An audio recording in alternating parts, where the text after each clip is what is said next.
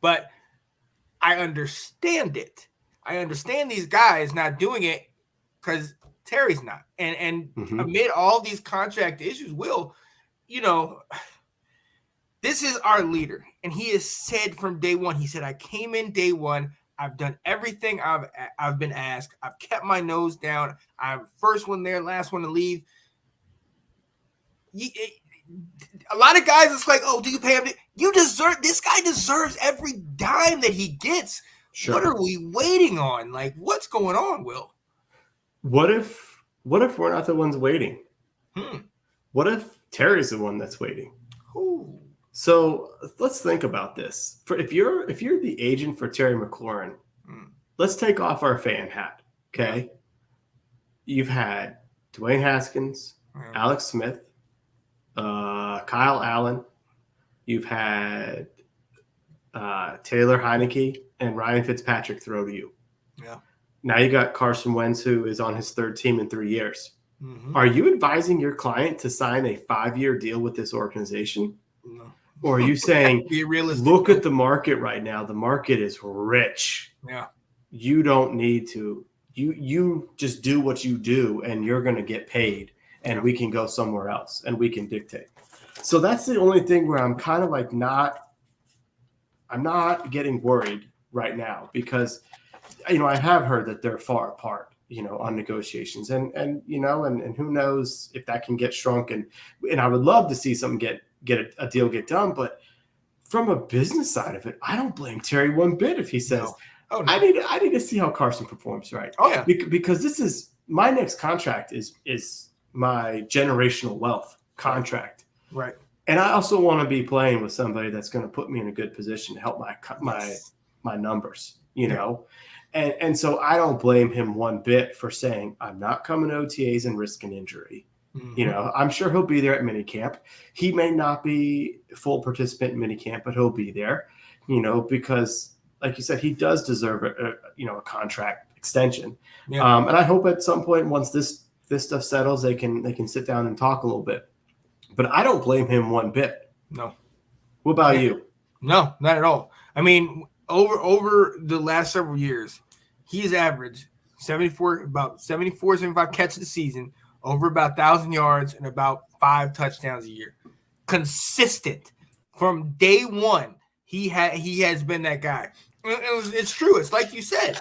His agent, they're sitting back, and the market dictates, the contracts of these players. You see the Tyreek Hill. You see Christian Kirk. You know what I mean? You see, these guys, Juju Smith-Schuster, all getting paid. Devontae Adams. These guys are getting paid. He is well worth it, and that is the absolute elephant in the room. We don't have somebody that is a legit Aaron Rodgers, Russell Wilson, Tom Brady, somebody that we could say, okay, he's coming. All right, I'll come back for that. There has not been any consistency, and all the while, Terry has still been loyal and doing everything in his power for this organization. When, let's be honest, there were some times last year where we know Heineke threw him out to dry. That toss in that Cowboys game where he tried to throw up in triple coverage and he about near broke his back. No, you're absolutely right. He does not want to deal with all that. And you're right. You're Terry, bro. You let them come to you and get the best offer you can get because you absolutely deserve it, man. And but the thing is, he is next in line. You know what I mean? You have DK Metcalf, you have Debo. Both of these guys are on that list trying to get it. Terry's up there in there. And then A.J. Brown gets paid in Philly.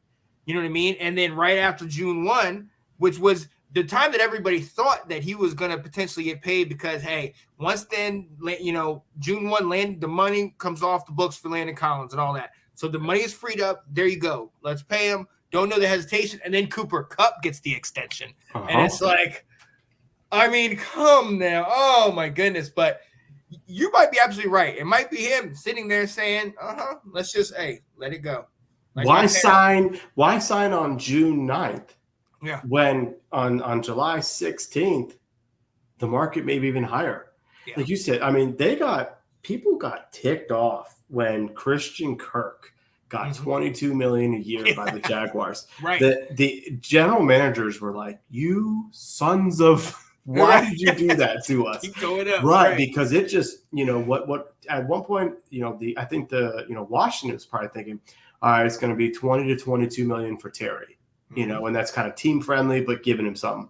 And now it's like, well, 22 million ain't going to get it done. We got to start at 25, right? And another month from now, we may be getting closer. These wide receiver contracts are getting as outrageous as the quarterbacks. Right. So almost the kind of wait and see approach for Terry is not the worst one in the world. Right. And end of the day, when you get these guys contracts, part of it kind of comes to how valuable you are to that team. And let's be very honest, without him, the offense really doesn't move. Yeah. You know what problems. I mean? Right. So he could definitely be like, oh, no, y'all going to pay me because you need me. I don't need you. Correct. So, yeah, Correct. Washington, let's get Terry. Hopefully, let's bring him in, get him into the fold, get him in for mini camp and all that. But I do have to be honest. And I think you hit the nail on the head when you said this might have been kind of a blessing in disguise because we have gotten a lot of other guys that have gotten a lot more attention now because of his absence. And I think that could be very huge. I think that could be huge. Did want to address really quick Deron Payne as well. Fadarius Mathis has been showing signs of really having skill and big playability, and it makes you wonder. Jonathan Allen's already taken care of. Deron Payne is on his 5th-year option. Ain't too happy about it. He's kind of he's been telling folks. So what are we doing with this? Because this. You talk about things like Jack Del Rio, locker room issues. We don't want this to be a disgruntled guy that, might rear its ugly head later in the season. Right. Yeah, I mean, the thing with Deron is, what is he going to do? He's not going to fetch much of return right now for the team to even consider saying, oh, are you not happy you don't have an extension? Why don't we trade you? Right. And he needs to play this year to get a better contract. He's a good player, but he doesn't put up the numbers to get big money, whereas like Jonathan Allen got close to 75 million. But Jonathan Allen, there were stats behind him of, number 3 D tackle in pressures. I think he led the team in sacks the year before. So there's stuff to back it up that Deron Payne doesn't have, so he kind of is in that position where, I get it. I don't fault him. His buddy just got paid. Got an extension, and he's sitting here having to play out the last year of his deal. He's allowed to be upset. I understand it. But let's also look at what he's doing. He is showing up at OTAs. Exactly. He may not be doing some of the team drills, but he's showing up. He's working out. He's in the meetings. So I don't know necessarily that you got a locker room issue with him right now. He like I said, we can all acknowledge, you're pissed that you didn't get the extension, that the team is waiting to figure out what they're going to do. You have every right to be pissed about that, but you're still coming here to play.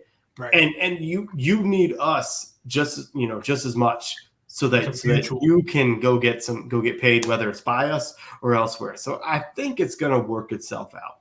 Yeah. Yeah. And let's hope so, because that could be a nice little 3-pack in there with Jonathan Allen, him, Deron Payne, and then you have Fadarius Mathis coming in, and then we're hearing the things about Casey Toohill, we're hearing things about Smith Williams, some of these other guys on the edge are going to help Montez Sweat and Chase Young, and it's kind of like, okay, this is that D line that everybody was supposed to be fearing. Right. You know what I mean? So you want to hope that we can get the job done and that we can work it all out. And go the farthest away from what happened in that Cowboys game on the sidelines where they're sitting there. But, because that frustration was not with what's on the field. It's with everything that's going on, man. So, yeah, let's hopefully we can get these guys under contract, but we will see, man. Right. We will see. We'll see how that and I mean, definitely want it real quick. I mean, is there trouble in the water? I don't believe so, but if we don't get this stuff done, there's potential. Yeah, and I'm still leaning to, I would put money down that come training camp, Terry, or come the start of the season, Terry has a new contract. Yeah. I think, like you said, they recognize they need him. Yeah. And I think they'll eventually pay him. Yeah. That's what Nathan said. He agrees. He said they will sign Terry and they will sign Payne. Payne? Really? Wow. Huh. What do you think we got? But yeah, it's a lot of money. Unless you're the daggone Rams, then you have all the money in the daggone world. Thanks for watching. If you like that clip, be sure to check out the other great content from the Let's Talk Football community. And as always, please like, subscribe, and hit that notification bell so you'll be notified when more great content like this becomes available.